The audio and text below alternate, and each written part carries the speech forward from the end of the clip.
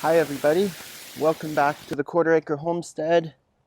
Today I'm going to show you a new soil blocker that I made out of some scrap lumber.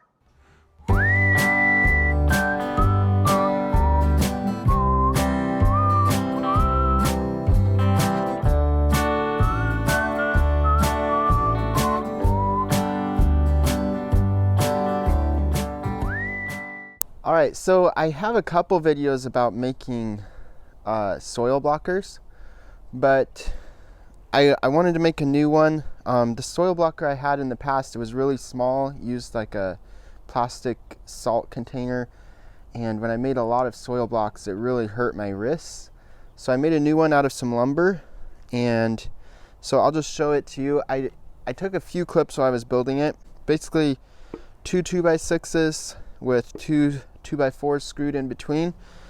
So I screwed 3 screws on each side, tried to make it pretty tough. Left one of the 2x6s long to grab onto, and then took a piece of 2x2, made a block of a 2x4 that will fit inside of my slot right here, and then screwed a little bit of a closet rod on the other end.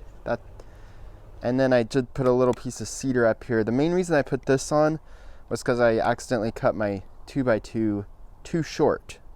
So I'll show you real quick how this makes soil blocks, and then I'll talk about the recipe I used for my soil. So to make these soil blocks, I take my little shovel here and I put 1 scoop down in there, and then I take this little block on the end, the cedar block, and I tap that 1 scoop down just to make the bottom of my block pretty firm. And then I add about 1.5 more scoops, so 1.5, and then I turn this over, so I'm putting this end down, and I slide that in there, and I push down pretty hard, and I wiggle it back and forth a little bit, push down pretty hard, and then I take the whole thing and I twist it a little bit, flip it over. The reason I twist it is otherwise sometimes the block gets stuck on the bottom and it tears some of it off when I lift it. Then I just push this down, and so this is the reason I added that cedar on the end. So this block is completely out, the soil block's completely out. My 2x4 is sticking out, not quite all the way. If it came all the way out, then it would flop over and I might break my block. So this way now I can lean it a little bit, which pushes it all the way out, and then I can grab it and pull it out. And then I just pull this all the way through, and then I take this block and I bring it over here to my board. This is a cedar board I have here, and I tip it up, and then I kind of grab my block just a little bit and twist lightly until it releases, and lift this up, and there's my soil block. Alright, so let me tell you a little bit about the recipe for these blocks, for the soil here. So I used a 2.5 gallon bucket for this, kind of for measuring. So with my 2.5 gallon bucket, I scooped 2 bucketfuls, 2 bucketfuls of peat moss, and then I sifted it through like a 1/2 inch hardware screen. You could sift it however you want. Basically it all needs to be broken up really fine. Then I added to that about 1/4 cup of lime just to balance out the pH of that peat moss. And by the way, I got this recipe from Elliot Coleman. He's really big into using soil blocks and winter gardening, so you might look him up, search for his soil block recipe. So again, I added 1/4 cup of lime, mixed that up right away. Then I added a bucket full of compost. So really well-aged compost. We make it homemade with food scraps and weeds and garden waste and all that. So again, sifted it, put that in. Then I added half a cup of blood meal for nitrogen and half a cup of green sand, which I'm not 100% sure what green sand does, but it's in his recipe and it's worked well for me, so I add that. And then if I have it, I would add half a cup of soft rock phosphate, which I don't have, so I'm leaving it out this year. And then after all those are added, I mix everything up again. I also add 1 bucket of perlite, either perlite or you can use coarse sand. I use perlite. And to tell you the truth, I put perlite in right after the peat moss. Sorry, I forgot that.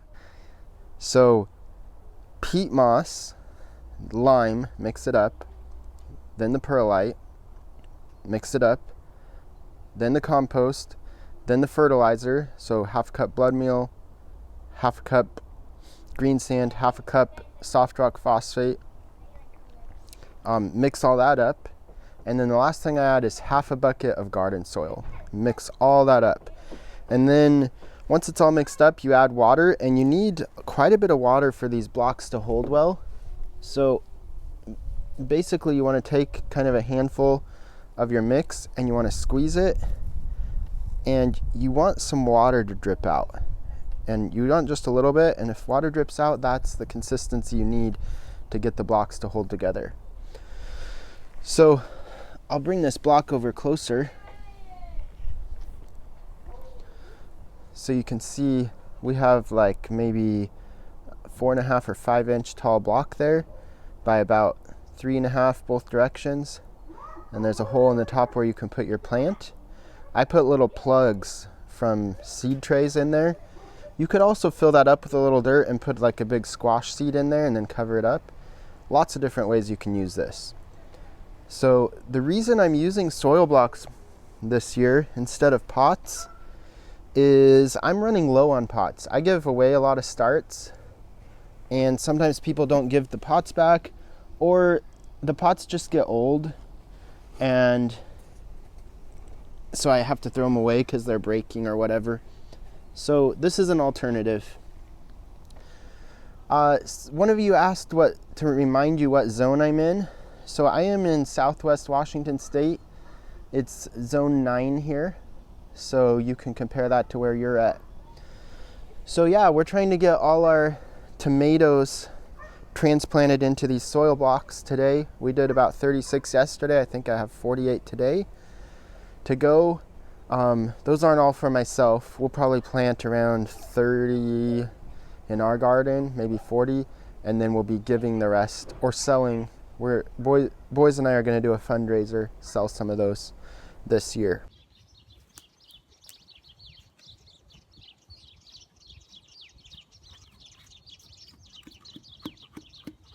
That's probably 1.5 by itself, so you can just put that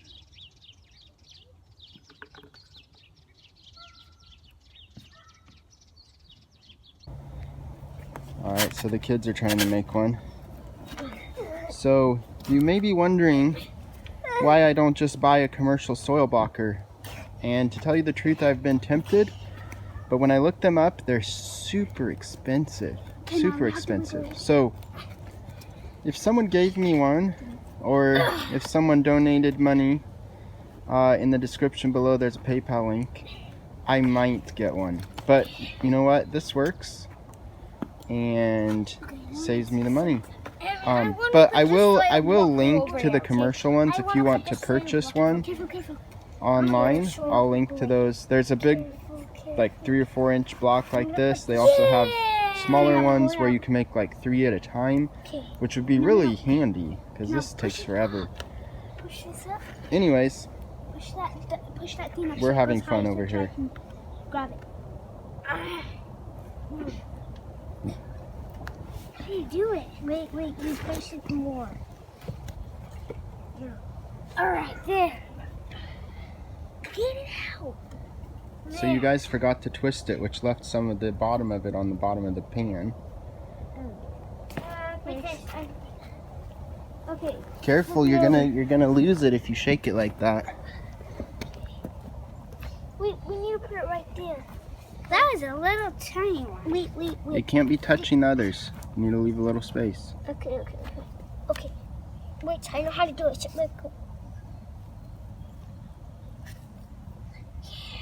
Whoa, that's a really small one. Yeah, that's really small. You guys did pretty good. Good job. Good work, guys. Thanks. So hopefully this was useful. You can look back. I'll actually link above my older soil block video. I actually have a few soil block videos. So I'll link one to a recipe for small soil block mix. I'll also link one to a pattern to make a small soil block. This is a large soil block, and that small one actually will fit right into this big one, so that's useful. So I'll link those above. Let us know if you have any questions, and please thumbs up, subscribe, click the notification bell, and comment. Really enjoy interacting with you guys. Hope you're doing well and staying safe during this time. Hope you're getting out and getting some gardening done. All right, God bless, and I'll see you next time. Bye.